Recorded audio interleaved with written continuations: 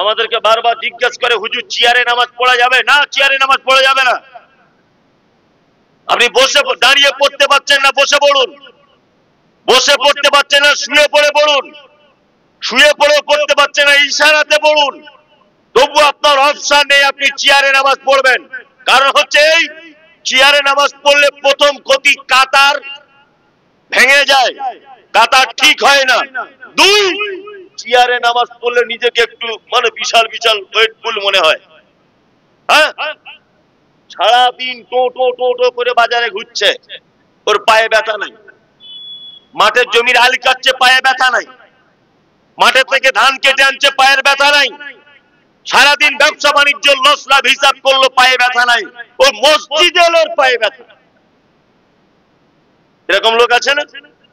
মসজিদে এলেই পায়ে ব্যথা, ওর জন্য চেয়ার রাখাই আছে, তুমি শুয়ে পড়ে পড়ো, তবু তুমি চেয়ারে পড়তে পারবে না। কারণ নিজেকে একটা হেভি ওয়েট মনে হয়।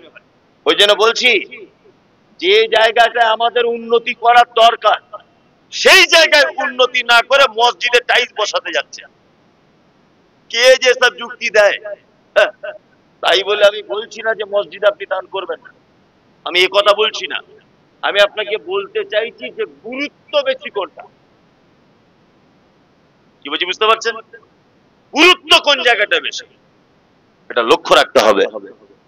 চলুন, এতক্ষণ দান সম্পর্কে, সাদাকা সম্পর্কে আপনারা শুনলেন, তাই তো? এইবার আপনাদেরকে একটা মজার কথা বলি। আচ্ছা, পৃথিবীতে যত আমলকারী আছে, আল্লাহ সুবহানাহু ওয়া তাআলা মাত্র চারটে আমলকারীর ব্যাপারে আল্লাহ সুবহানাহু ওয়া তাআলা বলছেন যে এদেরকে আমি খুব ভালোবাসি, এরা আমার কাছে উত্তম বান্দা। কারা? আল্লাযীনা ইউনফিকুনা ফিস সাররাই ওয়াজ যাররাই ওয়াল কাযিমিনাল গায়যা ওয়াল আফিনা আনিন নাস ওয়াল্লাহু ইউহিব্বুল মুহসিনিন।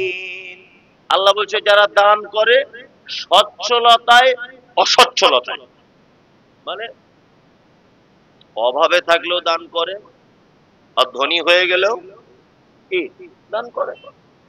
দুই কোয়ালিটি হলো। তিন, ওয়াল কাযিমিনাল গায়যা, আর রাগ হয়ে গেলে রাগকে কি করে? কন্ট্রোল করে নেয়। ওয়াল আফিনা আনিন নাস, অপরাধীকে ক্ষমা করে দেয়।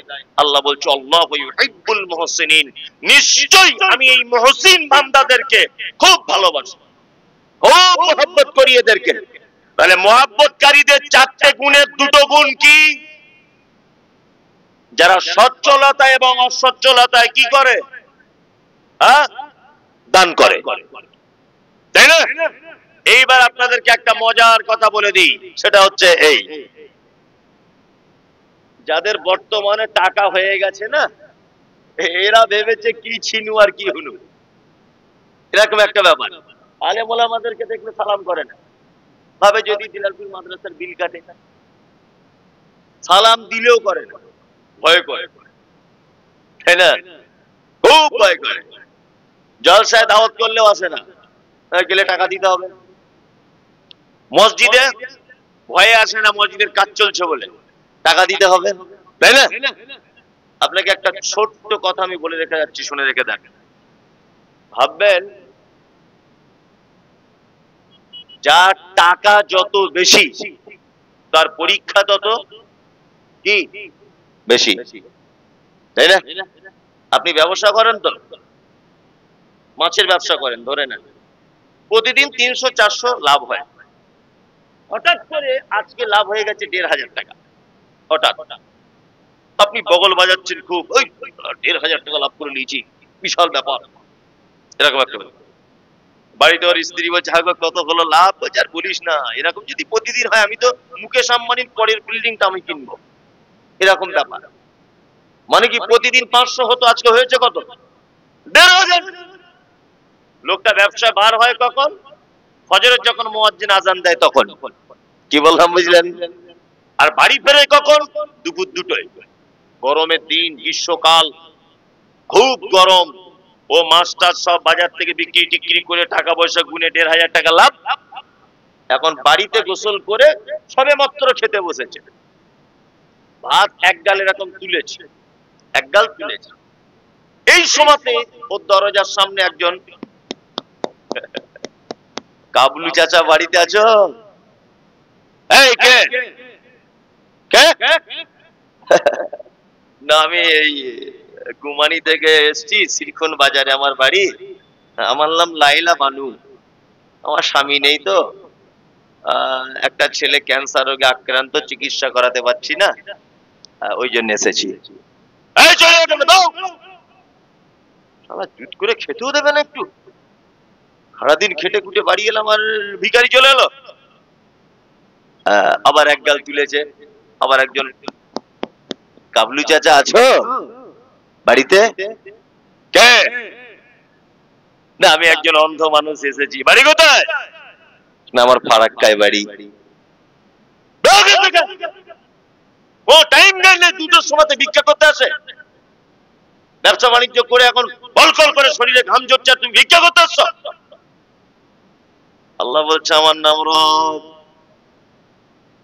প্রতিদিন 200-300 করে লাভ হয়, আর আজকে তোকে লাভ দিয়েছি কত? 1,500 টাকা। এই কারণে তোকে 1,500 টাকা দিয়েছি। 1,000 টাকা অন্য দিনের থেকে বেশি করে দিয়েছি এই কারণে ও অন্ধ, 2 চোখে দেখতে পায় না, করে কমে খাওয়ার কোনো লাইন নাই, কিছুই নাই, বড় অসহায়, বাড়িতে তার বাচ্চা কাচ্চা সব আছে। ওর 500 টাকাটা তোর কাছে পাঠিয়ে দিয়েছি। ওর বেটা ক্যান্সারের রোগে আক্রান্ত, ওর জন্য 500 টাকা তোকে বেশি করে দিয়ে দিয়েছি।